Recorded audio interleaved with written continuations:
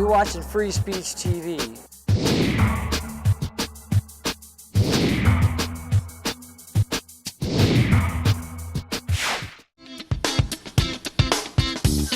From Pacifica, this is Democracy Now! We're on the road in Minneapolis.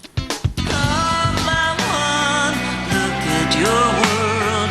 Don't let it bring you down. I do things that, make people upset.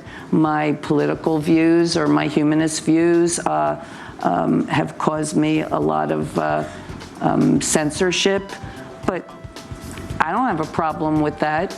It isn't right, but what I would have more of a problem is if I had to look back in my life and say, yeah, I compromised here, and yeah, I did this so I could get that.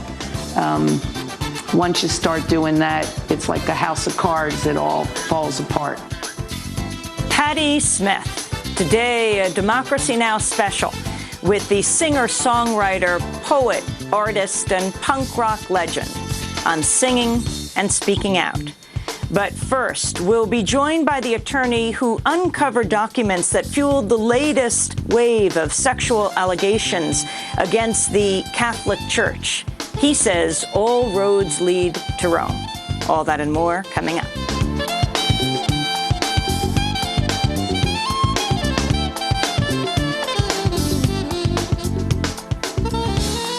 Welcome to Democracy Now!, democracynow.org, The War and Peace Report. I'm Amy Goodman.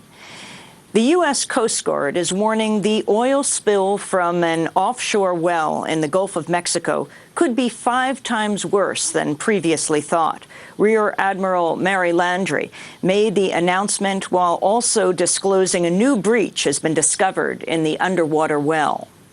Specifically, BP has just briefed me on a new location of an additional breach in the riser of the deep underwater well. While BP believes, and we believed, and established a 1,000 barrel per day estimate of what is leaking from the well, NOAA experts believe the output can be as much as 5,000 barrels. 11 workers remain missing from the explosion that set the rig on fire before sinking into the Gulf last week. The workers are presumed dead. The oil slick, meanwhile, continues to approach the Louisiana coast with fears it could reach the shoreline by Friday night. On Capitol Hill, Republicans have ended their filibuster of a financial reform bill after 3 days. On Wednesday, Republicans allowed Democrats to advance the measure to the Senate floor, but vowed to continue opposing several provisions, including new curbs on the trading of derivatives.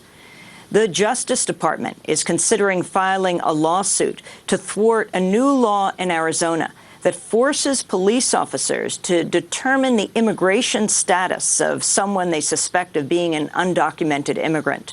Opponents call it the harshest anti-immigrant measure in the country and a license for racial profiling. The Washington Post reports government officials are considering making the case that the law intrudes on federal enforcement of immigration laws. President Obama, meanwhile, has suggested he may delay a push for immigration reform until next year. Obama spoke to reporters aboard Air Force One. We've gone through a very tough year, and I've been working Congress pretty hard. So I know there may not be an appetite immediately to dive into another controversial issue. There's still work that has to be done on energy. Midterms are coming up. So I don't want us to do something just for the sake of politics that doesn't solve the problem. Sit down anytime. The federal government has approved the nation's first offshore wind farm near Cape Cod, Massachusetts. On Wednesday, Interior Secretary Ken Salazar said the Cape Wind project would mark a major step toward a green energy economy. Cape Wind will be the United States' first offshore wind farm, supplying clean power to homes and businesses in Massachusetts while creating good jobs here in America. This will be the first of many projects up and down the Atlantic coast, which I expect will come online in the years ahead as we build a new energy future for our country. The decision had been delayed for nearly a year amidst opposition from 2 native tribes over the project's impact. In a statement, Kurt Davies of the environmental group Greenpeace USA praised the announcement, saying, quote, "There could be no clearer direction for America's energy future and global warming leadership. President Obama should think twice about opening the door to more risky offshore drilling and prioritize renewable energy projects like Cape Wind instead." In Israel and the occupied territories, a young Palestinian man was killed in the Gaza Strip Wednesday when Israeli troops opened fire on a nonviolent protest. The victim, Ahmed Salam, was shot as he and other demonstrators planted Palestinian near the border wall, sealing off Gaza from Israel. They were protesting an Israeli policy barring anyone in Gaza from entering an area within several hundred yards of the wall. Eva Bartlett, an international solidarity activist living in Gaza, took part in the protest. These are nonviolent demonstrations against the Israeli imposition of the buffer zone. The buffer zone is a 300-meter no-go zone in which the Israelis say they can shoot anyone in this area. But it annexes Palestinian farmland, it annexes land where Palestinians live and work. In Mexico, 2 human rights activists have been shot dead in the state of Oaxaca. The victims have been identified as Beatriz Carino, director of the Mexican human rights group Cactus, and Yuri Antero Jacola, a human rights observer from Finland. They were traveling as part of a convoy attempting to deliver aid to a town that's been targeted by paramilitary blockades since the 2006 uprising against Governor Ulysses Ruiz. Gabriela Jimenez of the Popular Assembly of the Peoples of Oaxaca described the attack.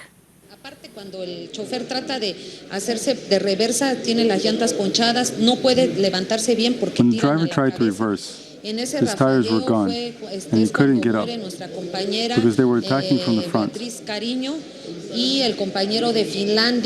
was then our colleagues, Beatriz Carino and Yuri Jacola, died. They were hit in the head, as far as we know. 2 Mexican journalists who were covering the humanitarian convoy have also been reported missing since the attack. The Obama administration is seeking to force a New York Times reporter to reveal his sources for a 2006 book on the CIA. The reporter, James Risen, has been subpoenaed to testify next month before a Virginia grand jury about his sources for a chapter on the CIA's role in disrupting Iran's nuclear program. Risen says he won't comply with the subpoena and will seek its dismissal. Republican Congressmember Duncan Hunter of California is under criticism for saying he would support deporting the U.S.-born children of undocumented immigrants. Hunter made the comments at a gathering of the right-wing Tea Party group on Saturday. But I support the deportation of natural-born American citizens that are the kids of illegal aliens. Yes. I would have to, yes. And let me tell you why. It's a complex issue, and it's, you can look and say, you're a mean guy. That's a mean thing to do. That's not a humanitarian thing to do. We simply cannot afford what we're doing right now. We just can't afford it. California's going under. And at the University of California, Berkeley, the Student Senate has failed to override a veto of a measure calling for divestment from companies linked to Israel's occupation of the West Bank and Gaza. Last month, the president of the student government vetoed a bill urging the school to divest from General Electric and United Technologies for the company's, quote, military support of the occupation of the Palestinian territories. Earlier today, the Student Senate voted 13-5 to bypass the veto, 1 vote shy of the total necessary for an override. The vote was held at around 4 in the morning local time following a lengthy session attended by over 200 people. San Francisco State graduate student Jacqueline Husari spoke out in favor of the divestment call.